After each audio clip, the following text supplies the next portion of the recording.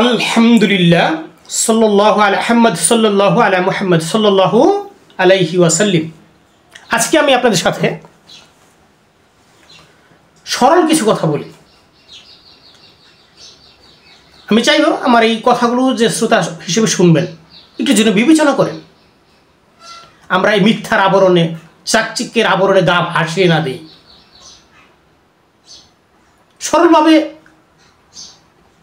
কথা বলাটা ভালো, বোঝাটাও ভালো, কারণ দিন ইসলাম সম্পর্কে কথা বলে দিন ইসলাম নিজেই সরল এবং সোজা, সিরাতে মুস্তাকিম। তো সরল সোজা দিন ইসলাম, তো আমরা তো সরল সোজাভাবে বলতে হবে, বুঝতে হবে সরলভাবে, পেঁচাপেচি করে নয়। তবে হ্যাঁ, একটা বিষয় আছে, যাদের মহান স্রষ্টা জ্ঞান বুদ্ধি দিকে তো কম বেশি করেছেন, উঁচু নিচু করেছেন, তো যার বেশি জ্ঞান বুদ্ধি আছে একটু বেশি বুঝবে, পরিষ্কার বুঝবে, ভালো বুঝবে, এটা আলহামদুলিল্লাহ। কিন্তু যার কম বুদ্ধি সুতরাং তো কমই বুঝবে, ঠিক না? আমাদের জ্ঞান বুদ্ধি কম, আমরা একটু কম বুঝবো, কিন্তু সরল বুঝটা যেন আমাদের সরল থাকে, যেমন আমার বুঝটা যেন সরল থাকে, সরলতার মধ্যে যেন বুঝটা রাখতে পারি। এই যে পৃথিবীর মধ্যে আমরা যখন কথা বলি, মহান স্রষ্টা আমাদেরকে সৃষ্টি করেছেন, একটা তার উদ্দেশ্য আছে, তার একটা উদ্দেশ্য বাস্তবায়নের জন্য আমাদের সৃষ্টি করেছেন, এটা তিনি জানিয়েও দিয়েছেন। কিন্তু সব মানুষের সবভাবে ব্যবহার করেন না, সব যোগ্যতা দেন নাই স্রষ্টা। যাকে যতটুকু জ্ঞান বুদ্ধি আকল পছন্দ কর্মক্ষমতা দিয়েছেন, সে ততটুকু মধ্যে সীমাবদ্ধ থাকবে, এটাই বাস্তবতা। এভাবেই আমরা চলার চেষ্টা করব। এই যে আমরা যখন কথা বলি, দেখেন দুঃখজনক হলেও যারা যখন দিনই কথা বলে, দিন ইসলামের কথা বলে, যারা বলে, যেসব বক্তা বলে, জানলেওয়ালার দলে বলে, যেসব বুজুর্গ ব্যক্তিরা বলে, বেশিরভাগ ক্ষেত্রে এরা অসভ্য পানা করে থাকে, বেশি অযাচিত বিরোধিতা করে, মানুষকে কটাক্ষ করে, নিজে শত্রু হতে চায় অথবা পর্যন্তকে শত্রু হিসেবে অবগণ্য করে। এই মনোভাবটা বেশি আমাদের বক্তাদের ক্ষেত্রে। বিশেষ করে দেখেন, আমি কিন্তু বিরোধিতা কথা বলছি না, বিরোধিতা করে কথা বলার চেষ্টা করছি না, বাস্তবতাটা তুলে ধরছি, আপনারা একটু বুঝুন। আমার কথা যে সবাই বুঝবে, গ্রহণ করবে, এটা সত্য নয়। আমি অনেকের কথা বুঝি না, এখন আমার কথা অনেকে বুঝবে এটাও তো আশা করতে পারি না। আর আমি যেভাবে কথা বলছি, কথা বলার ধরন আমার সাধারণ, আমি মনোমুগ্ধকর কথা বলতে পারি, সেরকম কণ্ঠ আমার নাই, সেরকম অঙ্গভঙ্গি আমার নাই, যোগ্যতাও নাই। আল্লাহর কাছে ব্যাপারে পানা চাই, আমি যতটুকু আছি আলহামদুলিল্লাহ, ততটুকুর মধ্যে আমি দিন ইসলামের কথা বলার চেষ্টা করি। কে শুনবে কে শুনবে না, কে গ্রহণ করবে কে গ্রহণ করবে, এটা ব্যক্তিগত ব্যাপার। আল্লাহ রাব্বুল আলামিন যেন আমাকে ইসলাম দান করে, আমাকে হেদায়েত দান করে, আমি তার কাছে হেদায়েত ভিক্ষা চাই, এটা হচ্ছে আমার বাস্তবতা। দেখুন, এই যে যখনই কথা বলেন মানুষের সামনে কথা বলে, বিশাল বড় পাগড়ি, বিশাল বড় টুপি, বিশাল বড় জুব্বা লাগায়া, বিশাল বড় মেকআপের সাথে সজ্জিত হয়ে মানুষের সামনে আকর্ষণীয় ভাব একটা লুক হয়ে কথা বলে। কথা বললেই দেখবেন বেশিরভাগ দেখা যায় এটা হয়তো ব্যক্তি বিরোধিতা করে, নয় গোষ্ঠী বিরোধিতা করে, না দলের বিরোধিতা করে, না হয় জাতির বিরোধিতা করে, না হয় অন্যান্য ধর্মাবলম্বী বা ধর্মের বিরোধিতা করে। এটা হচ্ছে এই বক্তাদের প্রধান চরিত্র। এদের বক্তব্যের ধাস, এদের বক্তব্যের ঝাল, এদের বক্তব্যের ঝঞ্ঝন, যাই বলেন, এই যে ব্যক্তি বিরোধিতা, জাতি বিরোধিতা, গোষ্ঠী বিরোধিতা, ভূখণ্ডগত বিরোধিতা, মানবতার বিরোধিতা, এদের বক্তার প্রধান মূলধনের পুঁজি বা এটা বলতে এটা এরকম। এটা কিন্তু বাস্তবতার ক্ষেত্রে বলছে, আপনার বাস্তবতাতে দৃষ্টি দিলে এটা ফেলতে পারবেন, শুনতে পারবেন, বুঝতে পারবেন। যদি আল্লাহ রাব্বুল আলামিন আপনাকে একটু বুদ্ধি দিয়ে থাকে, মহান স্রষ্টা যদি সৃষ্টি একটু বুদ্ধি শুদ্ধি দেয়, তাহলে আপনি নিজে বুঝতে পারবেন। আজকে আমি যে কথাটা তুলে ধরতে চাচ্ছিলাম, আমাদের যে জাতিগত যে এই কুত্তার মতো যে স্বভাব, এই যে বক্তাগুলা, এই বাংলাদেশের মধ্যে যেসব বক্তা আছে বিশেষ করে, এখন স্বভাব কুত্তার মতো স্বভাব, কুত্তার স্বভাবের জন্ম নেয় এরকম না, এটা জন্ম গ্রহণের পর এটা আয়ত্ত করেছে এরা। কথাটা খুব খারাপ লাগলো মনে হয়, আমার অনেক দুষ্টুটি আছে, মন্দ লোক আমি ভালো লোক না, তাই বলে আমি সবাই ওইভাবে বলছি না। আমি কথাটা যে এই কারণে বলছি, কথা বলবে কোরআন ও মাজিদের, আর দাওয়াত দিবে কোরআন ও মাজিদের, কথা বলবে হাদিসে রাসূলের পবিত্র বাণীর, বলে কি এদের মনোভাবটা কি প্রকাশ করে, এটা হচ্ছে দেখার বিষয়। আমি সেদিকে ইঙ্গিত করছিলাম, তো বিস্তারিত অত লম্বা করবো না, আমি লম্বা কথা বলা বা অত বড় বক্তা আমি না, আমি একজন নগণ্য সাধারণ মানুষ, আমি সাধারণভাবে কথাটা প্রকাশ করতে চাইছি। 2-4টি কথা কোরআন মাজিদের সূরা হুজরাত 49 নম্বর সূরা এটা। এই সূরা 9 নং আয়াত এবং 10 নং আয়াত, এই দুইটি আয়াতের সরল তর্জমা পেশ করে আমি আপনাদের সামনে এই আমার যে কথাগুলো বললাম এই কথাগুলোর যুক্তি উপস্থাপন এবং সত্যতা যাচাই করার জন্য আপনাদের কাছে উদারত আহ্বান রাখছি। মহান স্রষ্টা আল্লাহ রাব্বুল আলামিন এখানে বললেন, সরল তর্জমা হচ্ছে, বিশ্বাসীদের মধ্যে দুই দল দ্বন্দ্বে লিপ্ত হলে তোমরা তাহাদের মধ্যে মীমাংসা করিয়া দিবে। কি বলা হচ্ছে? মহান আল্লাহ রাব্বুল আলামিনের বাণী। আল্লাহ বলছেন, মুমিনদের মধ্যে যদি দুইটা দল হয় বা দুইটা ব্যক্তি হয়, এরকম দুইটা দল, দুইটা ব্যক্তি, দুইটা গ্রুপ, হ্যাঁ হতে পারে, তাদের মধ্যে যদি ঝগড়া ফেসাদ হয় বা দ্বন্দ্বে লিপ্ত হয়, তাহলে তোমরা কি করবে? তাদের মধ্যে মীমাংসা করে দেবে। এটা কে করবে? এক শ্রেণীর মুমিনরাই করবে, বিশ্বাসীরাই করবে। কথা বুঝতে পারলেন? তারাই করবে।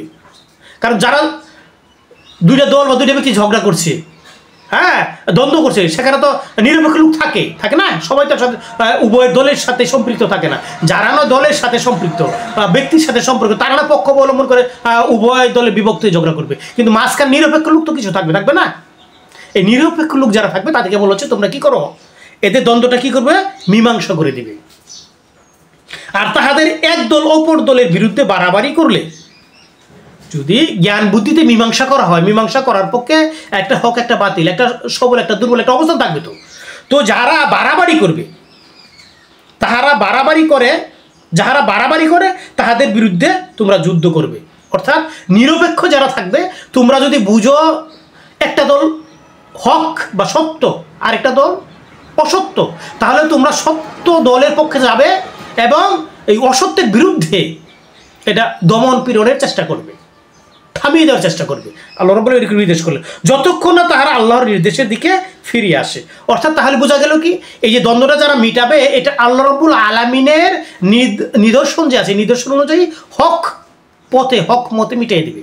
যদি না মিটে, তাহলে ওই বাতিলের সাথে আপোষ করা যাবে না, তাকে পরিশুদ্ধতার পথে কীভাবে আনা যায় সেভাবে আনার চেষ্টা করতে হবে। কথা বুঝতে পারলেন? সরলভাবে আমরা যেটা বুঝি, যদি তাহারা ফিরিয়ে আসে, তাহাদের মধ্যে ন্যায়ের সঙ্গে ফয়সালা করবে এবং সুবিচার করবে। হ্যাঁ, যদি তারা বুঝে যায় যে না, আমরা যে দ্বন্দ্ব করছিলাম, ওই অপর ভাই ভালো, আমরা বিপদ আছি, তাহলে আলহামদুলিল্লাহ আমরা মিটিয়ে গেলাম, এই তাহলে কী করবে? এটা মীমাংসা করলে শান্ত শিষ্ট একটা ব্যবস্থাপনা করে দিবে, সুবিচার হয়ে যাতে যায়। যে বিবদমান যে বিষয় নিয়ে দ্বন্দ্ব থাকবে, যে ব্যাপারে দ্বন্দ্ব থাকবে, ব্যাপারটা যেন মিটমাট করে দেওয়া যায় সহজে। এটা এখন আল্লাহ নির্দেশ করছে। নিশ্চয়ই আল্লাহ সুবিচারকারীগণ কি করেন? ভালোবাসেন। যারা সুবিচার করবে তাদেরকে ভালোবাসবেন। এখন এটা 9 নম্বর আয়াতের সরল তর্জমা। 10 নম্বর সরল তর্জমাটা হচ্ছে আয়াতের, এখানে আল্লাহ রাব্বুল আলামিন বললেন, বিশ্বাসীগণ, যারা বিশ্বাসী আছে, পরস্পর ভাই ভাই। তারা কি? এই যে বিশ্বাসীগণ, তারা পরস্পর, যারা মুমিন, তারা কি? মুমিনগণ কি হচ্ছে? পরস্পর ভাই ভাই। সুতরাং তোমরা ভাতৃগণের মধ্যে শান্তি স্থাপন করো আর আল্লাহকে ভয় করো, যাহাতে তোমরা অনুগ্রহ প্রাপ্ত হইতে পারো। এই যে গুরুত্বপূর্ণ কথাটা। একটা বিষয় হচ্ছে, মুসলমান বা মুমিন বিশ্বাসী ইমানদার যারা, তাদের মধ্যে দ্বন্দ্ব হইতে পারে, ভুল বুঝাবুঝির কারণে হোক বা হক বাতিলের তারতম্যের কারণে হোক, দ্বন্দ্ব হইতে পারে। দ্বন্দ্ব হলে নিরপেক্ষ যারা থাকবে তারা এটাকে মিটিয়ে দিবে। যদি হকের পক্ষ অবলম্বন করার পরে যারা বেহক থাকবে, তারা যদি এটা মিটমাটে না আসে, তাদের বিরুদ্ধে যাইতে হবে, তাদেরকে দমন পীড়নের জন্য, থামানোর জন্য, শুদ্ধ করার জন্য। হ্যাঁ, আর যদি সহজেই তারা বুঝে যায়, তাহলে যে বিষয়ে বা যে ঘটনার প্রেক্ষাপটে দ্বন্দ্ব হবে, দ্বন্দ্বটা সহিশুদ্ধভাবে সুবিচার মিটাই দিতে হবে, যাতে এটা আর না থাকে। কথা বুঝতে পারলেন? সরলভাবে বুঝছি। এখন আরেকটা বিষয় কি, তাহলে মুমিনগণ কি? আমরা আজকে জানতে পারলাম, মুমিনগণ যারা মুমিন বিশ্বাসী, দৃঢ় বিশ্বাসী যারা, আমি মুমিনের ব্যাখ্যা যাচ্ছি না, যারা আমরা যেভাবে বুঝতে পারি বিশ্বাসী যারা মুসলিম মুমিন, তাদের অবস্থানটাকে তারা ভাই ভাই। তোমরা কি করো? ভ্রাতৃত্ব গণের মধ্যে শান্তি স্থাপন করো। এক ভাইয়ের সাথে আরেক ভাই কি করতে হবে? শান্তি স্থাপন করতে হবে, শান্তির সাথে চলতে হবে, আল্লাহকে ভয় করতে হবে। তাহলে আল্লাহ কি করবেন? আমাদেরকে অনুগ্রহ দান করবেন। এখন বিষয়টা দেখুন, এই যে যত যত ফতোয়াবাজি আমাদের সমাজের মধ্যে চলছে, সাধারণ মানুষের কথা আপনি উজ্জ্বল রাখুন। যারা বিরাট দামি টুপি ব্যবহার করে, যারা বিরাট দামি জুব্বা ব্যবহার করে, যারা দাম পাগড়ি ব্যবহার করে, বিরাট মেকআপ, চেহারা উজ্জ্বলতা বাড়ায়, কণ্ঠ আল্লাহ রাব্বুল আলামিন যাদের দিয়েছেন, কণ্ঠকে আরও কি কণ্ঠের প্রতি চর্চা করে, সুন্দর করে, হ্যাঁ, হওয়ার যে ক্ষেত্রে এই কথা, তার অনেক উন্নত ব্যবস্থাপনার ক্ষেত্রে নিজেকে আকর্ষণীয় করার ক্ষেত্রে যে ব্যবস্থাপনায় লিপ্ত থাকে যারা করছে। তাহলে মুমিনরা ভাই ভাই তাদের মধ্যে কি করতে হবে? শান্তি স্থাপন করতে হবে। এখন এই বর্তমান জামানার প্রেক্ষাপটটা দেখুন তো, আমরা শান্তির পথে আছি কিনা? এক টুপিওয়ালা আরেক টুপিওয়ালার বিরুদ্ধে কীভাবে লাগছে দেখেন, এক পাগড়িওয়ালা আরেক পাগড়িওয়ালার বিরুদ্ধে কীভাবে লাগছে দেখেন, এক জুব্বওয়ালা আরেক জুব্বওয়ালার বিরুদ্ধে কীভাবে লাগছে দেখেন। কোরআন হাদিস পড়ে, কোরআন হাদিস নিয়ে হাতে নিয়ে এক কোরআন হাদিস ওয়ালা আরেক কোরআন হাদিস ওয়ালার বিরুদ্ধে কীভাবে ফতোয়াবাজি করছে দেখেন। যে সম্পূর্ণ আল্লাহ রাব্বুল আলামিনের কথা বা উদ্দেশ্য, যে কোরআন মাজিদ যেটা বলি আমরা আল্লাহর কালাম, এই কালামের সম্পূর্ণ বিরুদ্ধ। আমাদের আচার আচরণ, চলাফেরা, উঠা বসা, কথা, বক্তৃতা, সমস্ত কিছু বিরুদ্ধ। একটা মুমিন আর একটা মুমিনের ভাই, এই সম্পর্ক কেউ আছে নাকি? দেখেন কি সুন্দর সেজে গুজে বুঝে বুঝাইয়া একের জান্নাতি মেহমান, কোরআনের এরা ধারে কাছে নেই। একটা ভাই আরেকটা ভাইয়ের অপরাধ ক্ষতি করতে পারে, একটা ভাই আরেকটা ভাইয়ের সাথে বেইমানি করতে পারে, একটা ভাই আরেকটা ভাইয়ের সাথে অসৎ আচরণ করতে পারে, একটা ভাই আরেকটা ভাইয়ের সাথে ব্যতিক্রম আচরণ করতেই পারে। উচিত হলো তাকে শুধরিয়ে দেওয়া, তাকে শুধরিয়ে নেওয়া, নাকি তাকে খুঁচা দেওয়া, তার বিপক্ষ নিয়ে দুষ্টুটি বের করা। আমরা বলি না যে পুরাণ খোল বের করা, এরকম পুরাণ খোল বের করে বিরুদ্ধে এটা সাইসা বা আগুনের মতো জ্বলতে জ্বলতে নয় ভালো হতো, এটা কি করে ধাও ধাও করে যখন আগুন জ্বালিয়ে দেয়, উলুবনে শুকনো উলুবনে যখন আগুন লাগাই দেয়। একটা ভাই একটা বিরুদ্ধে এইভাবে একটা মুমিন আর একটা মুমিন সাজ্জা, মুমিন কিনা জানি না, মুসলিম কিনা জানি না, আমি সেই ব্যাপারে আমি ফতোয়াবাজি করছি, আমি ওই যোগ্যতা নাই। আমি সাধারণ কথাটাকে তাদের মনোভাবটা প্রকাশ করার কথা বলছি। দেখেন একটা ভাই ভাইয়ের শত্রু হইতেই পারে, কিন্তু কি মনোভাবে আমাদের চলতে হবে, এই মনোভাবটা আমাদের মাঝে বিরাজ করছে কিনা আপনি দেখুন তো।